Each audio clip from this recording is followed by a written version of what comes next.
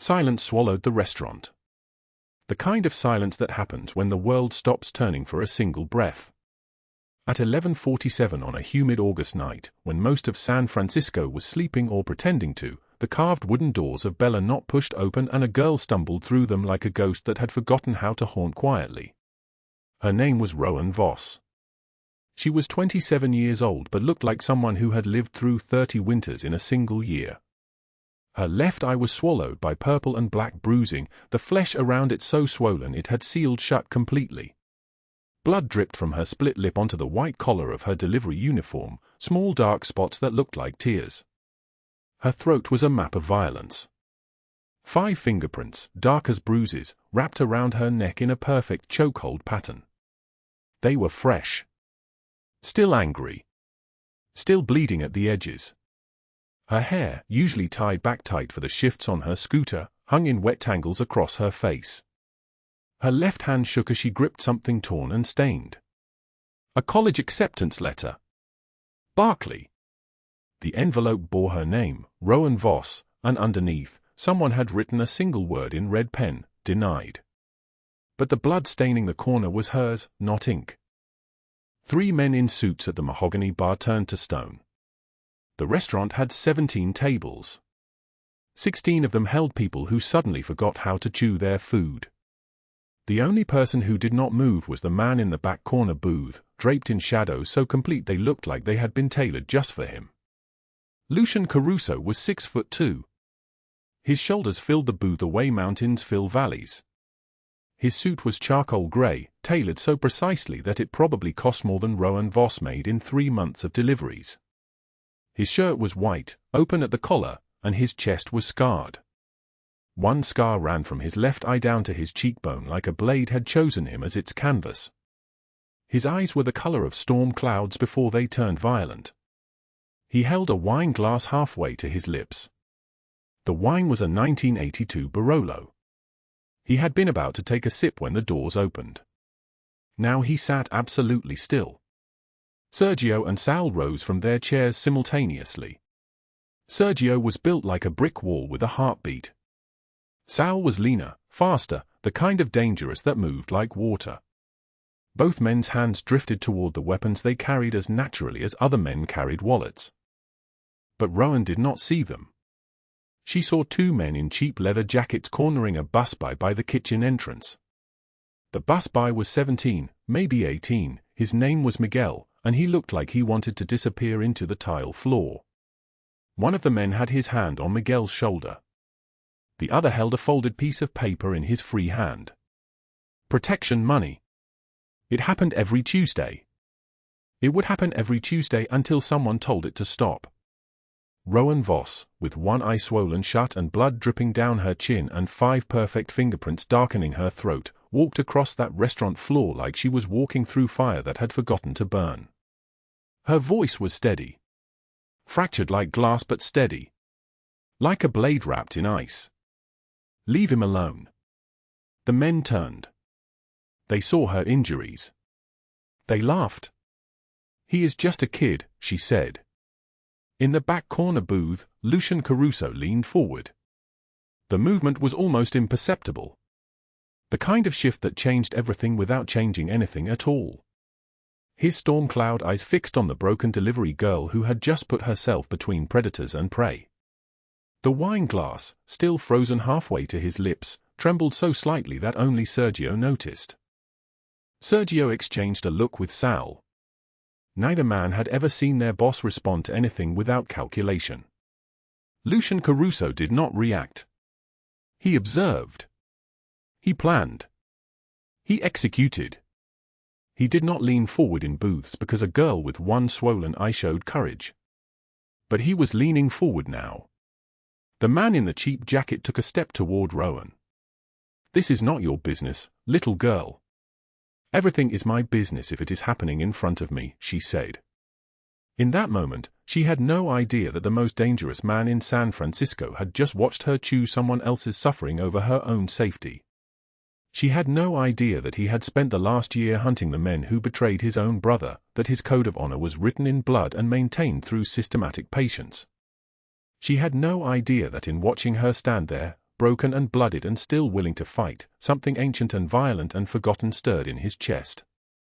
What had changed everything was a girl with 5 fingerprints on her throat and exactly $5 in her pocket walking into the wrong restaurant at exactly the right moment. The footsteps of the 2 men in leather jackets echoed across the marble floor as they advanced. The sound of their soles hitting tile was the only noise in the entire restaurant besides Rowan's fractured breathing. But before anyone could move, before Sergio could close the distance, before Lucian could rise from his booth, the woman beside the bar made the smallest gesture with her hand. She was older, perhaps 60, with salt and pepper hair pulled back so severely it looked like it hurt. Her name was Victoria Ashford. She wore a dress that probably cost what Rowan made in 4 months. She smiled at the 2 men in leather jackets. It was the smile of someone who had never had to work for anything. It was a smile that said, "I own you." Completely. "Gentlemen," Victoria said, her voice smooth as poisoned honey, "perhaps we could handle this matter outside. This restaurant has a reputation to maintain." The men froze. Victoria Ashford was not the one with the black SUVs or the bodyguards or the money that could destroy empires. But she was connected to someone who was. Her landlord business, her real estate empire, her network of properties spread across the city like a web designed to catch desperate women, all of it was protected by someone far more dangerous than 2 street-level enforcers. Rowan did not recognize the woman's voice. She did not understand the power dynamic shifting in that single moment. She only knew that the men were moving toward the exit, that Miguel was trembling but alive, that her own body was collapsing under the weight of what had happened in the basement of her building just 90 minutes before. That was when her legs gave out. She fell forward, and Sergio caught her before she could hit the marble floor. He was gentle about it, which was unusual for a man whose job description involved being terrible at things. He lowered her carefully, cradling her the way you would crate something precious. "Call Dr. Moretti," Lucian Caruso said. His voice was deep and solid like an oath. "Tell him we are bringing a patient in 10 minutes. Discretion. Everything off the books." "Yes, sir," Sergio said. Rowan's vision was fragmenting. One eye was sealed shut, and the other was filling with tears or shock or something worse. She could see the blur of an expensive suit, the outline of a man with scarred features, and then nothing but darkness and the sound of a heartbeat that might have been hers or might have belonged to someone else entirely. When her consciousness returned, it was fragmented. Moments came and went like a broken film reel. She was in a car. A black car. It smelled like leather and expensive cologne. Someone was speaking in Italian, low and urgent. She heard the name Douglas Hale spoken with the kind of venom reserved for things that deserved to be eradicated. Then there was a room. White walls. Equipment that cost more than everything she owned. A doctor with kind eyes who did not ask questions. Hands on her skin, gentle. For needles. Fluids. Pain that bloomed and receded like waves. And through it all, one pair of eyes. Storm cloud gray. Watching her. Never leaving. Now rewind. Go back to the humid afternoon when Elena Voss had exactly $5 in her pocket and her entire life was about to be destroyed by a man named Douglas Hale who believed that desperation made women into property. Go back to before the violence. Go back to before the broken things learned how to stand up. The afternoon started like every afternoon for Rowan. Hot. Sticky. The kind of San Francisco heat that felt like being inside a wet mouth. She was on her scooter, a beat-up 2015 Vespa that leaked oil and made sounds like dying animals. But it was hers. Mostly. The bank was still deciding whether it wanted to repossess it, along with everything else. Her phone had 13 missed calls. All from her landlord, Douglas Hale.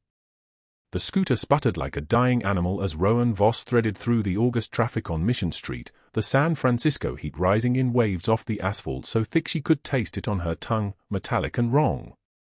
The engine left a trail of black smoke that probably violated 3 environmental codes, but codes required money to enforce, and money was the one thing Rowan did not have. She had $5. Actually, $5.47, which her phone had informed her of with a cheerful chime that felt like a slap across the face. $5.47 between her and absolute nothing. The red delivery uniform hung on her frame like borrowed skin, 2 sizes too large, faded from 1,000 washes, the collar frayed where she had caught it on her bike lock. Across the front, the restaurant's logo had started to crack. She wore the same underwear she had worn yesterday because the laundromat on Valencia required quarters, and quarters were a luxury now. Everything was a luxury now. The call had come at 3 in the afternoon, her manager's voice like gravel. You taking the penthouse delivery or not? Marina District. Someone ordered Thai. $20, you keep $5. $20. For 40 minutes of her life, pedaling uphill in this heat that felt like breathing underwater, she would earn $5 if the customer felt generous. If they did not complain. If they did not look at her with that expression people got when they realized the person serving them was a person at all. The penthouse was on the 15th floor. The elevator had a broken button and a sign that read, "Out of service." Sorry. No one was sorry. No one had been sorry for 6 months. Rowan climbed the stairs with the order balanced on her left hand, her right hand gripping the banister because her legs had started to feel like wood, like something carved and hollow. The apartment numbers climbed. 1502, 1503. 1504, by the time she reached 1505, her heart was throwing itself against her ribs like a trapped bird. The food was cold. She knew it was cold. The insulated bag had done nothing but slow the inevitable. The woman who answered the door wore sunglasses indoors and had the kind of bone structure that suggested generations of money, the kind that lived in the face like a birthright. She took the order without looking at Rowan, just handed her a card. "This one's declined," she said, and closed the door. Rowan stood in that hallway for 7 seconds, card in hand, and felt something in her chest crystallize into something harder and colder and entirely without hope. She walked back down the stairs and texted her manager, declined.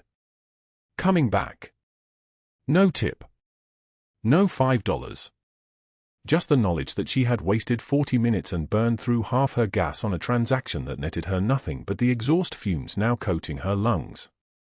By 6 o'clock, she was back in her studio apartment on the corner of 8th and Mission, the walls the color of old teeth, water-stained and peeling in corners like the building itself was shedding its skin.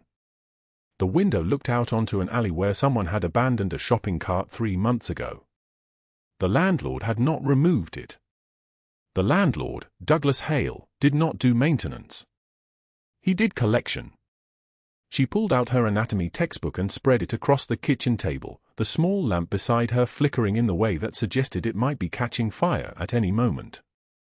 Cells and tissues and organs rendered in clinical colors, every one of them perfect and functional and nothing like her body, which had started to feel like a machine running on fumes and desperation and the kind of fear that tasted like metal. She had been studying for her nursing degree for 8 years. 8 years of night classes and study groups at libraries where they did not ask you to buy coffee to stay. 8 years of believing that the degree was a door that would open. The college acceptance letter sat on her dresser, torn at the corners, the paper so fragile it had started to look like skin. They had offered her a scholarship. Partial. $40,000 of the $60,000 tuition still her responsibility. She had never called them back. How do you explain that the piece of paper proving you are smart enough does not prove you have enough dollars? At 7:15, her phone rang. The voice on the other end was smooth. Practiced. The kind of voice that had learned to wrap itself around threat so carefully that the person receiving the threat might convince themselves they had imagined the knife underneath. Rowan. It is Douglas. I think we need to discuss your situation. Tomorrow evening. My office. 6 o'clock. We will figure out your payment options together. Payment options. The way he said it, the word payment stretched long like taffy, like something she could taste. She had seen the other women in her building, the ones who had said yes to payment options. She had watched their eyes go hollow over weeks and months. She had heard sounds through the walls that suggested what payment looked like.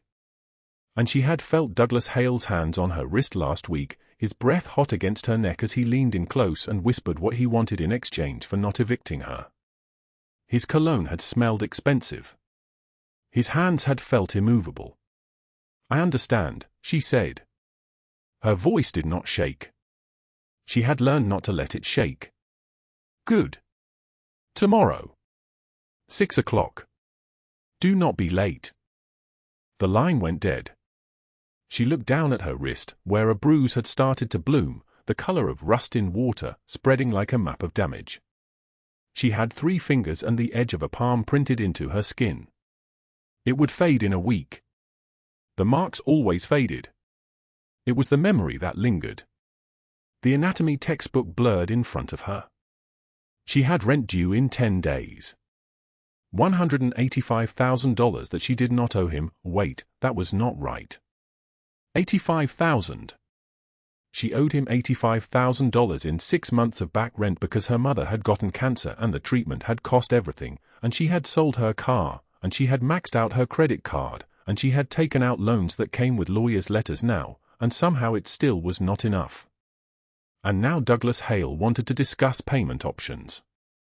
She touched the college acceptance letter like a talisman, like it was a holy thing, like the paper itself could protect her. The date on it was 3 years old. 3 years of paying rent to a man who owned the building and owned the legal system and owned every woman in the building who looked at him with fear in their eyes. 3 years of watching the future get smaller and smaller until it was the size of a fist. Outside, thunder rumbled over the bay, a sound like something vast and angry turning in its sleep. The temperature had not dropped. The heat just pressed closer, wrapped tighter, made it harder to breathe. She looked at her phone. $5.47. She had no food in the apartment. She had rice. She had a can of beans from last month. She had the dregs of instant coffee. She had survival, but only barely, only if she did not eat much, only if she did not get sick, only if nothing unexpected happened. Tomorrow evening, 6 o'clock, something unexpected was going to happen. She did not know it yet, but in less than 4 hours, she would walk into a restaurant called Marino's on the edge of North Beach, her left eye swelling shut from where Douglas Hale had thrown her against the basement wall, her throat decorated with the prints of his hands, blood running from her split lip. She did not know that the man in the private booth would watch her stand between his hired guns and her own broken body and speak with a voice like someone calling across a canyon. She did not know that Lucian had been hunting the men who betrayed his brother for a full year, his entire empire turned toward vengeance, waiting for the moment when the universe would finally align his blade with the neck of the guilty. She did not know that she was about to become the mirror in which he saw his own lost honor reflected back at him. But right now, in her studio apartment with the dying lamp and the anatomy textbook and the college letter held between trembling fingers, she only knew that tomorrow she was supposed to say yes, and she had no idea how. The basement smelled like rust and old water, the kind of smell that lived in concrete and never left. Elena Voss descended the stairs slowly, her delivery bag still slung across her body, the scooter keys heavy in her pocket. She was thinking about the $5 in her wallet, thinking about the can of beans upstairs, thinking about how she could stretch those beans across 3 more days if she was careful about portion size. The basement door swung open before she reached the landing. Douglas Hale stepped into the light from the single bulb, blocking her path. He was 52 years old, soft around the middle, wearing a suit that probably cost more than everything Elena owned combined. His watch caught the light as he raised his hand, a gold Rolex that gleamed like a blade. His smile was friendly. His eyes were not. "Elena," he said, his voice smooth and practiced. "I was hoping to catch you. We need to talk about your situation." Footsteps clicked on the concrete behind him. Victoria Ashford emerged from the darkness, her heels striking the floor with each step like a countdown clock. She was tall, sharp-featured, dressed in designer clothes that hung from her body like warnings. Pearl necklace. Red lipstick. A smile that never reached her eyes. "We understand how difficult things have been," Victoria said, her voice dripping with false sympathy, the kind of sympathy you heard from people who had never been difficult a day in their lives. "We want to help you, dear." Elena tried to step back, but Douglas moved faster. His hand clamped around her upper arm, fingers digging deep enough to leave marks that would bloom purple by morning. He pulled her toward the water heater in the corner, away from the stairs, away from the light. "Do not be difficult," he said, and the friendly tone was gone now, scraped away like old paint. "We are being generous." The concrete wall was cold against her back when he cornered her. His body blocked the space between her and escape. He laid out her options with the precision of someone who had done this before, probably many times. $85,000 in 10 days, or certain arrangements could be made. He explained what those arrangements were. His hand touched her face, fingers rough, demanding. Elena slapped it away. Something shifted in Douglas's expression then, a darkness spreading across his features like ink in water. He had not expected her to refuse. Men like him were not accustomed to refusal. "You think you have a choice," he said quietly. She tried to leave. She moved toward the stairs, her heart hammering, but his hands found her throat before she made it 3 steps. His fingers were strong. His grip was certain. She clawed at his wrists, trying to pull his hands away, but he was heavier, stronger, and the basement was soundproof, and Victoria was still standing in the doorway with her arms crossed, watching like this was theater. He slammed Elena against the wall. Her head cracked against concrete. Stars exploded behind her eyes. When she tried to scream, his hand pressed harder, cutting off the sound. His fist came next, connecting with her eye with a force that sent her reeling. She tasted blood, warm and metallic, filling her mouth like a promise. Victoria spoke from the doorway, bored as someone commenting on the weather. "Do not damage her too badly, Douglas. She is no good to us if she cannot work." He released Elena.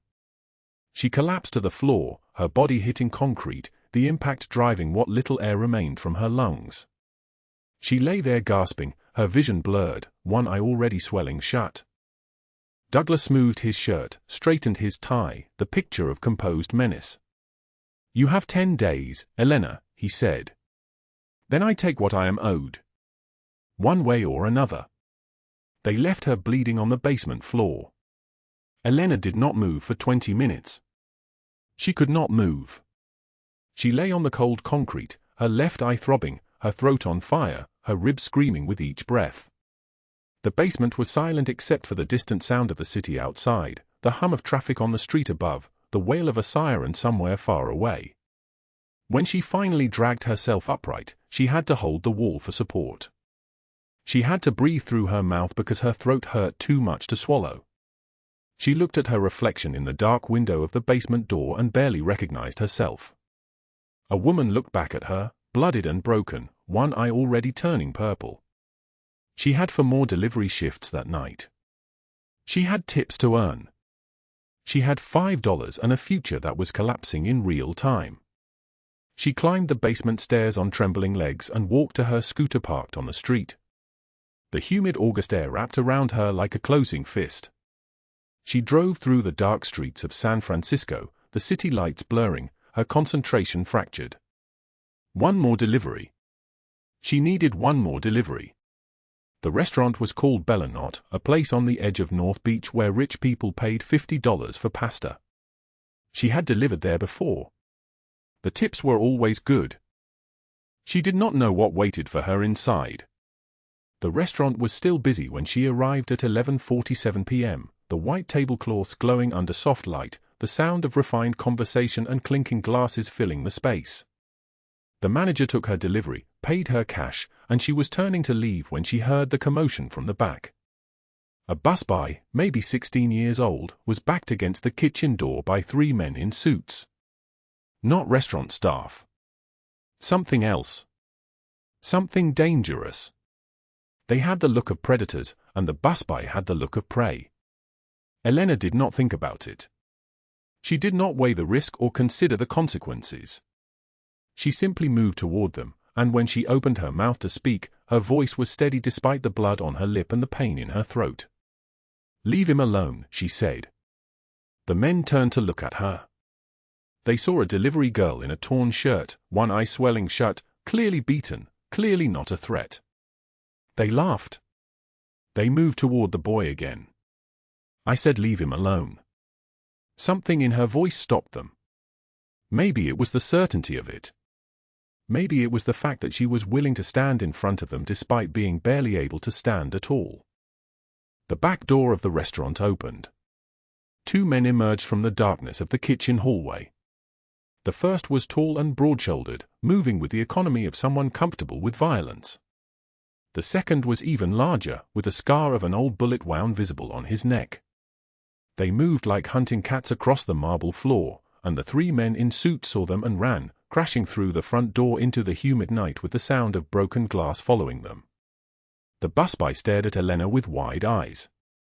"You did not have to do that," he whispered. Elena shrugged, wincing at the pain that shot through her ribs. "Yes, I did." She turned to leave, but her knees buckled. The world tilted. She felt arms catch her before she hit the ground, felt herself being lifted with impossible gentleness. A voice spoke from somewhere in the restaurant, quiet but absolute, the kind of voice that made everyone listen without knowing why. "Bring her to the booth. Now." Elena was guided to a candlelit booth in the back, away from the other diners. She tried to refuse, tried to say she was fine, that she needed to go, that her shift was not finished. But the man across from her raised one hand, a small gesture, and she found herself sitting down before she fully understood what was happening. He was tall, perhaps 6'2", wearing a black suit that cost more than she made in a year. His dark hair was swept back from his forehead. A scar ran along his jawline like a map of old violence. His eyes were storm gray, the color of water before a storm, and they studied her with an intensity that made her want to look away. "I am Lucian Caruso," he said, his voice deep and solid like an oath. "What is your name?" "Elena Voss," she said, her voice barely a whisper. He called for the restaurant owner, demanded the first aid kit without explanation. When it arrived, he cleaned the blood from her face himself, his movements impossibly gentle, using a white cloth napkin that he discarded without glancing at it twice. His hands were warm. They were careful. They were nothing like Douglas Hale's hands. At the bar, Sergio whispered to Sal, his confusion evident even at a distance. "Who is this woman?" Sal shook his head, equally puzzled. In 15 years of working for Lucian Caruso, neither of them had ever seen him tend to anyone outside the family. Neither of them had ever seen him touch a stranger's face with anything resembling gentleness. A torn piece of paper fell from Elena's jacket pocket as Lucian worked. He picked it up, unfolded it, and read the words printed there. His jaw tightened. It was a college acceptance letter, dated 3 weeks ago. The envelope was crumpled, the paper torn, but the words were still visible. He looked at her with something like recognition. "What happened?" he asked. Elena considered lying. She considered giving him the version she had already told herself, the story that let her maintain some dignity. But something about his eyes, something about the way he looked at her as if she were real, as if her pain was visible and he was choosing to see it anyway, broke through her defenses. "I fell off my scooter," she lied. He did not believe her, but he did not push. "Where do you live?" he asked instead. She told him the address on Divisadero Street. She watched his expression darken. He knew that building. He knew the neighborhood. He knew Douglas Hale. Lucian called for food. Osso buco, fresh bread, wine that probably cost more than Elena's weekly earnings. She protested that she could not pay, but he ignored her completely, as if her objection was a sound he had decided not to hear. Elena stared at the plate in front of her like it might vanish. "When did you last eat?" Lucian asked, and she could not remember. She had eaten a piece of toast yesterday morning. Or was it the day before? The days blurred together. She ate slowly, trying to maintain some dignity, trying not to show him how hungry she was, but her hand shook as she lifted the fork. Lucian watched her with an expression his men had never seen before, something that looked almost like tenderness, almost like recognition. "Why are you helping me?" Elena asked. "I am nobody." Lucian set down his wine glass. The candlelight caught the scar along his jawline, casting it into shadow. "Because I know what it is like to be cornered by predators," he said quietly. "Because I have spent the last year looking for men exactly like the one who did this to you, and I will not stop until every single one of them understands what it means to take what does not belong to them." Her phone rang. Douglas Hale's name appeared on the screen. Elena did not answer. It rang again. And again. Lucian reached across the table, his hand covering hers. His skin was warm. His grip was certain. "Tell me the truth," he said. Something in his eyes broke through the last of her defenses. She told him everything. The $85,000 debt. Her mother's cancer treatments that had drained their savings years ago. Douglas Hale's threats. The basement. His hands on her throat. Victoria Ashford watching from the doorway with her arms crossed, enjoying the show, her expression bored as someone watching a television program. As Elena spoke, Lucian's face did not change. But Sergio and Sal, watching from the bar, saw his right hand curl into a fist so tight his knuckles turned white. They saw something shift in his eyes, something cold and terrible and absolutely final.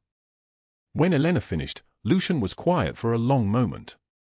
The only sound in the restaurant was the soft jazz from hidden speakers and the distant clink of glasses being cleared from other tables. "Do you trust me?" he asked finally. She should have said no. He was a stranger. She knew nothing about him except that he carried violence the way other men carried wallets. But she looked into his eyes and saw something she recognized, the same rage she felt at injustice, the same certainty that some things could not be permitted to continue. She nodded. "Go home," Lucian said. "Pack a bag. Tomorrow you move out of that building. All of it. Everything you own fits in one bag, yes." Elena nodded again, unable to speak. "You will stay in one of my properties. Rent-free until you finish your degree." "Why would you do that?" she asked. Lucian stood, buttoning his jacket. The candlelight caught the scar on his face, made it glow like a brand. "Because I can," he said. "Because you stood up for someone weaker even when you could barely stand. Because the world needs more people like you, and I am not going to let predators destroy what is rare." As Elena left the restaurant at 1 in the morning, steadier now with food in her stomach and something like hope beginning to bloom in her chest, she did not hear Lucian make a phone call in the back booth. She did not hear him speak to Sergio in a voice like winter itself. Find out everything about Douglas Hale and Victoria Ashford. Everything they own. Everyone they know. Every crime they have ever committed.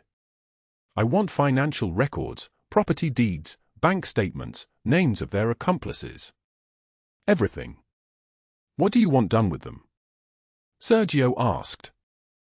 Lucian looked at the torn college acceptance letter still in his hand. Douglas Hale disappears, he said. Completely. As if he never existed. Victoria Ashford loses everything. But make it slow. Make her understand exactly what she did. Across the city, in an office on Market Street, Douglas Hale poured himself a glass of scotch and called Victoria. That delivery girl, he said, his voice thick with rage and alcohol. The one who refused me. Tomorrow I am going to show her what happens to women who say no. Victoria's laugh crackled through the phone. Make sure you record it, she said. We can use it as leverage. They had no idea that across the city, in a penthouse overlooking the bay, Lucian Caruso sat in his study with the torn acceptance letter on the desk in front of him, and made a decision that would destroy them both. The apartment door exploded inward at 9:47 in the evening, the sound like a gunshot in the humid August silence. 12 men in tactical black moved through the narrow hallway like shadows given form, their footsteps synchronized, unhurried, absolute. Sergio and Sal led them, their shoulders filling the doorway, and behind them came Lucian Caruso in a charcoal suit that cost more than Elena Voss made in a year. Douglas Hale stood with his hand on Rowan's throat. She had not screamed. Her voice had given out somewhere between his first threat and his second, her hands pressed flat against the water-stained wall behind her, her fingers still trembling from the moment she had raised the lamp and said no. The torn college acceptance letter lay on the table behind them, the ink running where her blood had dripped onto the paper, and she could not look away from it even as Douglas's grip tightened and Victoria Ashford laughed from the doorway. "Let her go," Lucian said. His voice did not rise. It did not need to. Douglas turned, his face flushed with alcohol and rage, his expensive watch catching the light. "This is not your concern. This woman owes me money. This is a private matter." Lucian stepped into the apartment, and something in the air shifted like a storm cloud crossing the sun. The space between them seemed to contract, the walls drawing closer, the humid night pressing in through the broken window. His eyes found Rowan's for a fraction of a second, and she saw something there that made her understand, in that instant, that Douglas Hale was already dead. He simply had not stopped moving yet. "You made a choice," Lucian said to Douglas. "I am correcting it." Douglas released Rowan's throat and stumbled backward. She gasped, her lungs burning, her hand rising to the bruises already darkening her skin. Lucian did not look at her. He turned to face Douglas fully, and his expression had become something carved from stone, something that had never known mercy. "Every woman in this building," Lucian said. "Every girl you cornered in the basement. Every threat. Every time you told them you would throw them onto the street if they did not obey you. I know all of it." Douglas's face drained of color. "I have rights. I own this property. I can do what I want with." "You own nothing," Lucian cut him off. He nodded once to Sergio. Two men moved forward with the precision of people who had done this many times before. They took Douglas by both arms, lifting him slightly so his expensive shoes barely touched the floor. He began to struggle, his voice rising to a shriek. "Wait. Wait. We can make a deal. I have money. I have connections. We can work this out." Lucian stepped closer, his voice dropping so low that only Douglas could hear it. But Rowan heard it anyway, heard the cold absolute certainty in those words. "I know what you did. Not just to her. To all of them. I know the names. I know the dates. I know every time you used this building as a hunting ground." Douglas's body went rigid. His mouth opened as if to speak, but nothing came out except a whisper. "Please. I have a family. I have a wife. Children." "You should have thought of that before," Lucian said. Sergio and Sal dragged Douglas toward the door. He began to scream then, high and animal, a sound that would later echo in Rowan's nightmares. His hands grasped at the doorframe, at the wall, at anything within reach. His fingernails scraped against the peeling paint. Victoria Ashford stepped back into the hallway, her face gone pale, her designer heels clicking against the linoleum as she tried to put distance between herself and what was happening. The 12 men in black followed Douglas like a funeral procession. Down the narrow stairs. Down 3 flights. Out into the humid August night where a black van waited with its doors already open, the engine running, exhaust rising like smoke. Douglas Hale was lifted into the van. The doors closed. The engine sound faded into the distance. He was never seen again. Victoria Ashford tried to run. She turned and bolted for the stairwell, her hands grasping the railing, but 2 of Lucian's men blocked her path without moving. They simply stood there, immovable as pillars, and she had to stop, had to press herself against the wall, her chest heaving. Lucian walked toward her slowly. His footsteps on the hallway floor were the only sound. Victoria drew herself up, trying to find the authority that had served her so well for so many years, the voice of a woman who had never been told no.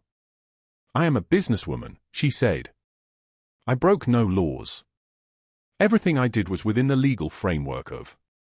"Was documented," Lucian interrupted. He pulled a phone from his jacket pocket and showed her the screen. "Every transaction. Every bribe. Every woman you helped him exploit. Every time you laughed while he threatened them. Federal warrants. For you, for your properties, for every business account you have ever opened." Victoria's composure cracked like thin ice. "You cannot do this. I have lawyers. I have friends in the district attorney's office. I have? Had, Lucian said, and he pocketed the phone. Every contact you ever called in a favor from received a detailed file tonight. Your friends have abandoned you. Your lawyers are reviewing cases that will keep them busy for the next decade. You are alone. Victoria Ashford crumpled, her pearl necklace catching the light as her hands began to shake. She sank onto the stairs, her silk designer dress pooling around her. Two men took her gently by the elbows and led her down, and by the time federal agents arrived at dawn in unmarked cars with their warrant in hand, she was already awake in her penthouse, watching the sunrise through floor-to-ceiling windows, understanding that everything was over. Inside the small apartment, Rowan stood motionless, her hand still pressed to her throat, her eyes fixed on the torn college acceptance letter. Lucian turned from the doorway and approached her slowly, his expression shifting, the stone cracking to reveal something underneath it that might have been human. "Are you hurt?" he asked. She could not speak. The words would not come. She shook her head. "What did you do?" she whispered finally. "Where did they take him?" Lucian met her eyes. What needed to be done? What should have been done long ago? She asked the question that every part of her already knew the answer to. Is he dead? Lucian was quiet for a moment. The humid night pressed through the broken window. Thunder rumbled in the distance, rolling closer, the storm finally breaking after days of heat. "Death is too quick," he said at last. "Too easy. Too merciful. He is somewhere he can think about what he did for a very long time." She did not ask more. The apartment building emptied slowly as dawn broke over San Francisco at 5:47 in the morning. Families left with their small children, women with hollow eyes, everyone Douglas Hale had preyed upon over the years. Rowan watched them go, watched mothers hold their babies close, watched old women who had learned not to trust anyone shuffle out into the grey light. Lucian made phone calls. His voice remained steady and quiet as he arranged housing, erased debts, transferred money into accounts. Sergio approached him as the last family was leaving. "The building is clear. What do you want done with the property?" Lucian looked at Rowan. "Burn the records. Every lease, every debt. Every threat he ever made. Burn it all. Let them start over." By 7 in the morning, every news channel in the city was broadcasting images of Victoria Ashford being led from her penthouse in handcuffs, her silk bathrobe torn, her face wet with tears. Federal agents had seized her accounts, her properties, her connections. 40 years in federal prison, the prosecutor announced. The judge denied bail. Her career was destroyed before breakfast finished cooking in 1,000 households across the bay. But what Rowan did not know was that Lucian's reasons for destroying Douglas Hale and Victoria Ashford went deeper than her injuries, deeper than the other women they had preyed upon. His reasons went back 15 years, to a penthouse in this same city, to a brother who had trusted the wrong people, to a choice that had haunted every day since. Sometimes one hand reached out at the right moment can change an entire life. 3 days after Douglas Hale vanished into the San Francisco night, Elena Voss stood in the doorway of a small apartment on Fillmore Street, holding a set of keys that did not belong to her. The space was clean. Almost sterile. Afternoon light sliced through the windows in perfect geometric shapes, and everything smelled like fresh paint and possibility. She turned the key slowly, listening to the lock click open with a sound like a prayer being answered. Lucian waited in the hallway, his hands in the pockets of a charcoal suit that probably cost more than her nursing degree would earn in 3 months. His men had already carried her single bag inside, had already checked the closet, the kitchen, beneath the bed. Protocol. Always protocol with him. "Rent is paid for 1 year," he said, his voice steady and quiet as always. "The building manager has been instructed that you are under Caruso protection. No one will bother you." Rowan did not move. She stood in the doorway between her old life and whatever this new one was supposed to be. "I cannot accept this." "You can. You will. You already have." He turned to leave, his footsteps hollow against the hardwood floor. She reached out without thinking, her hand catching his wrist. Why? You do not owe me anything. He stopped. For a moment, the most dangerous man in San Francisco seemed smaller somehow, as if the question had reached inside his chest and squeezed something vital. We should talk about that, he said finally. Not here. Somewhere we can be uninterrupted. That night at 8 o'clock, Rowan sat across from him in the same candlelit booth at Bella Knot where he had first watched her bleed. The restaurant was closed to everyone else. Only Sergio and Sal remained, standing by the door like statues carved from shadow and granite. She wore a simple blue dress, the best thing she owned that was not a uniform or a delivery outfit. It hung on her frame in a way that made Lucian's jaw tighten. She was still too thin. Still healing. Still holding the weight of everything that had been done to her in the set of her shoulders. I have been thinking about how to explain this, Lucian said, turning his wine glass in slow circles. There is not an easy way. Rowan waited. She had learned that silence sometimes revealed more than words ever could. My brother's name was Marco. The words came slowly, like water dripping from a faucet after months of drought. Not the lieutenant. Another Marco. My blood. We built everything together, or that is what I believed. But ambition is a disease, and it infected him slowly. He began making deals. Selling information. Betraying safe houses and locations to a rival family. Lucian paused, his knuckles whitening around the glass. The night I found out, I had a choice. Show him mercy, or protect everyone who depended on me. You chose survival, Rowan whispered. I chose survival. I handed him to them like payment for a debt. I have not seen him since. I do not know if he is alive or dead or something worse than both. His dark eyes met hers. For 15 years, I have carried that choice. For 15 years, it has hollowed something out inside me that I thought could not be hollowed further. Rowan reached across the table, her fingers brushing his. You did what you had to do. I chose the lesser evil. But it was still evil. He turned his hand over, lacing his fingers through hers. That is why I recognized you. When you stood bleeding in my restaurant, defending a stranger you did not know, even though you had every reason to run, you reminded me of what I used to believe in. That some lines cannot be crossed. That some people are worth protecting even if it costs you everything. And Douglas Hale, she asked, though she thought she already knew the answer. Men like him prey on the vulnerable because they believe no one is watching. He was wrong about that. Lucian's grip tightened fractionally.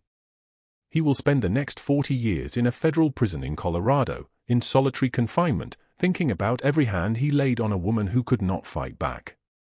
Death would have been mercy. This is justice. Something shifted inside her then, like a door closing on the girl she had been and opening onto someone new. You were not just helping me. You were answering for your brother. Making different choices. Maybe. Or maybe you were the first person in a decade who made me remember why I started this. Not for power. Not for money or control. For protection. He brought her hand to his chest, and she could feel his heartbeat beneath the expensive fabric. It was fast. It was afraid. I do not deserve you, Rowan Voss. I want you to understand that completely. Neither did I deserve what happened in that basement, she said softly. But you saved me anyway. Over the following months, Rowan returned to her delivery job on a new scooter that Lucian had arranged, reliable and safe with safety lights that blazed like tiny suns through the fog. She continued studying for her nursing degree, burning through textbooks late into the night at the small kitchen table in her Fillmore Street apartment. She did not see Lucian often. Sometimes his men appeared at her door with groceries. Sometimes a black SUV followed at a distance when she rode through dangerous neighborhoods. Sometimes she received text messages from unknown numbers warning her away from certain streets where violence was brewing. But she did not see him. Not face to face. Not after that night at Bella Knot. She wondered if it had all been a dream, if her imagination had conjured a Mafia boss who saw her worth when she was invisible. But the apartment was real. The paid tuition was real. The small scar on her throat was real, and it was fading. What she did not know was that Lucian Caruso spent those months rebuilding his entire world around her existence. He redirected resources toward investigating predatory landlords. He quietly bought 12 apartment buildings across San Francisco and evicted every manager who preyed on vulnerable women. He sat in his penthouse office long after midnight, watching security footage from her hospital rounds, making sure she was safe, making sure she was succeeding, carrying feelings he could not name and did not deserve. 1 year passed. The calendar turned and the bay wind that had once cut like a blade wrapped in ice became warm and forgiving. Elena Voss graduated with her nursing degree, top of her class. The small torn college acceptance letter that Douglas Hale had destroyed in that basement was no longer torn. Lucian had found the pieces and had it restored by experts, every bloodstain carefully preserved beneath museum-quality glass. The restoration had taken months.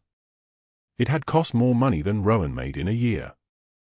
She stood on the balcony of her new penthouse apartment at 11:47 on a humid August night, exactly 1 year after she had stumbled into Bella Not with one eye swollen shut. The city spread below her like a living thing, lights flickering to life as darkness fell. She wore a simple white dress. Her hands were trembling. Behind her, a voice cut through the silence like a blade. "Congratulations." She turned. Lucian Caruso stood in her doorway, the framed letter held in both hands like an offering. His suit was charcoal. His eyes were burning. The scar that ran from his eye to his cheekbone seemed deeper somehow, a map of all the choices that had brought him to this moment. "You kept this," she whispered, taking the frame from his hands. "I wanted to return it when you achieved what it promised." He stepped onto the balcony, and the night air seemed to hold its breath. "I have waited a year because I needed you to understand something. I am not a good man, Rowan. I have done terrible things. The choices I made to keep you safe came at a cost to other people. That is the weight I carry." She looked at the letter, at the careful restoration, at the bloodstains preserved like evidence. "Why did you stay away?" "Because I did not want you to feel obligated. Because you deserve to build your life without the shadow of what I am. Because every day I watched from a distance and told myself that keeping you safe from a distance was better than poisoning you with my presence." His voice was rough now, fractured like old stone. "But that was a lie I told myself so I would not have to face the truth." "Which is?" "That I cannot stop thinking about you. That I carry the memory of you standing up to armed men with one eye swollen shut, with blood dripping down your face, and it has undone something essential in me. You made me remember that I am not the sum of my sins. You made me want to be better than I have ever been." Rowan set the frame down carefully on the balcony railing. The city lights reflected in the glass, turning the bloodstains into tiny constellations. She stepped closer to him, close enough to see the threads of silver at his temples, close enough to smell the expensive cologne that could not quite cover the scent of iron and winter rain. "For a year I have thought about that night," she said. "About what you did. About who you are. You think you are the villain in your own story, but you are wrong. You are the man who sees injustice and cannot walk away. That makes you the hero of mine." He reached for her, his large hand cradling her face with a gentleness that seemed impossible given everything those hands had done. "I do not deserve that. Neither did I deserve to be saved. But you saved me anyway." She took his hand and pressed it against her heart. "So we are even." He kissed her as the August wind scattered across the balcony, carrying the smell of salt water and distant possibilities. The city lights spread below them like a canvas painted in golds and purples and deep midnight blues. When they broke apart, she was crying, and his thumb brushed her tears away with infinite care. "What happens now?" she whispered. "Now," Lucian said, his voice steady and certain as an oath, "you finish changing my life the way you started. By being exactly who you are." 6 months later, Elena Voss worked at San Francisco General Hospital in the pediatric ward, saving lives every single day. Her hands had learned the language of medicine. Her voice had learned to comfort frightened children in the moments before surgery. Lucian redirected his entire empire toward legitimacy, channeling resources into foundations that protected vulnerable people, quietly shutting down predatory landlords across the city, turning his network into something that looked like justice. They built something new together. Something neither had expected to find in the darkness. The final afternoon arrived on a Tuesday. A little boy named Micah, age 7, sat in a hospital bed with his small hand trembling. Rowan held that hand as orderlies wheeled him toward surgery, whispering promises that he would be fine, that she would be there when he woke up, that he was braver than he knew. In the waiting room, Lucian Caruso sat with Sergio and Sal, 3 dangerous men in expensive suits waiting patiently for a child they barely knew because Rowan had asked them to be there. Sergio's leg bounced with nervous energy. Sal picked at his cuticles. Lucian stared at the double doors where she had disappeared, and his men exchanged a glance that spoke volumes.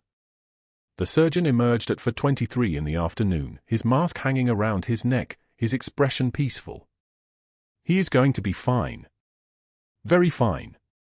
Whatever happens next, that boy is going to have a long and healthy life ahead of him. Rowan closed her eyes in the hallway, her shoulders finally releasing the tension they had held since dawn. Lucian appeared beside her before she could open her eyes again, his arm sliding around her waist with a gentleness that contradicted everything the outside world believed him to be. "Thank you for being here," she said. "I will always be here," he replied. "For him. For you. For whatever comes next." Sometimes one hand reached out at the right moment can change an entire life. Not because of power or money or the fear that money can buy, but because someone chose to see another person's worth when the world only saw their weakness. Rowan Voss was a delivery girl with $5 in her pocket and a future held hostage by predators. Lucian Caruso was a Mafia boss who had forgotten why he started fighting. Together they remembered that justice is not always found in courts or laws, but in the moment someone chooses to stand between the weak and the wolves. If this story moved your heart, drop a like right now. Share it with someone who needs to remember that one moment of courage can change everything. Subscribe because tomorrow we have another story about the unexpected places we find redemption. Comment below and tell me, have you ever had someone reach out their hand at exactly the right moment? Until tomorrow, remember that sometimes the most powerful thing you can do is refuse to look away when someone needs help, even when it costs you everything. Thank you for staying with us until the very end. Goodbye, and we will see you again in the next video.